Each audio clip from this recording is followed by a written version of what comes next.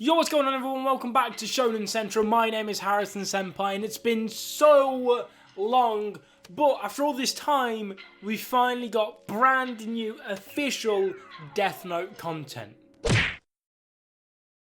Set in the modern day world of 2019, this brand new Death Note one-shot is based upon Ryuk's new adventure in the human world with his normal scandals as he finds himself a new Kira. But before we jump into this, as always, make sure you answer the question of the day in the comment sections down below. And that question quite simply is, what did you think of this one-shot? Because that's the exact same question that I'm going to be answering in today's video.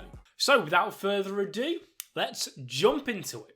First off, let's talk about the setting that this one-shot took place in, because my god, it's beautiful. I loved it so much, and it goes to show just how much the world has actually changed since the original serialization of Death Note. Things like the internet, modern day technology, everything's under surveillance 24/7, all of these little things weren't really explored or existed during the original run of Death Note, and to be honest, it kind of goes to show that there's enough there to constitute a actual proper Death Note sequel. And if I'm honest, that's exactly what I think we could potentially be getting at some point in the future. Now that could be in 2 years time or 10 years time, if it happens at all, of course. And if it is going to happen, you'd presume it would be when Platinum End finishes its run. It wouldn't surprise me really if this is almost like a test run to see if the demand for an actual Death Note sequel is high, and my goodness, is that demand high.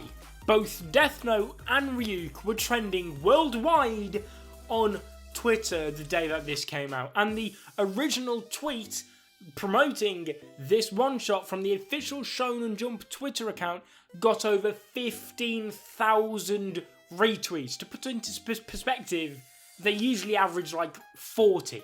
But even with all this hype, how did a modern day Death Note actually hold up? Did it live up to the hype? Was there enough change in there to make it feel new while at the same time keeping that original Death Note charm? And considering the short amount of time that it had, yeah, I think it did. The modern setting, for example, added a whole new sort of playground for this new Kira to experiment with and to have his motivations altered in comparison to what Light's motivations was, and it was just a fresh feeling. The one thing you could argue that maybe it was missing was an actual antagonist, because the presumed antagonist, which we all expected we'd see, was more of a spectator more than anything. Which I do understand. When you've got already established characters in a world which we're already familiar with, then it's always probably going to fall slightly short of itself, because there's just not enough there in the space to fit it all in, which I suppose there's nothing you can really do about it. That being said, I still think I missed the inclusion of a proper antagonist, because I think we can all agree one of, if not the number one best thing of the original Death Note was the back and forth mind games, or mind wars you could even say, between Light and L.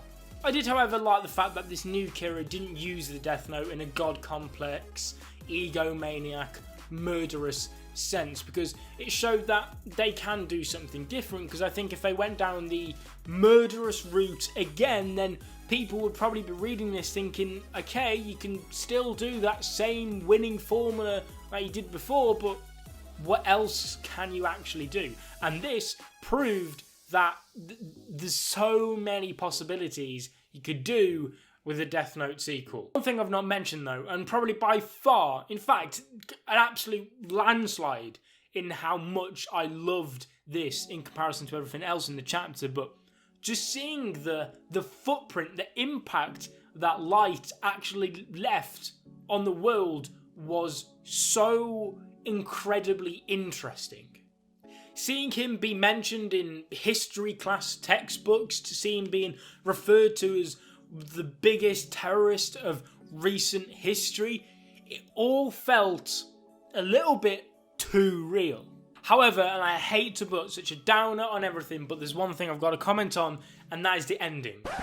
I hated the ending. Okay, the inclusion of Donald Trump was really interesting, and again, it made it feel a bit all too real, but it was one of the most lackluster endings I've read in a long, long time. Considering the great pacing throughout pretty much all the chapter, this ending, it felt rushed, it felt lazy, it just felt like it came out of nowhere.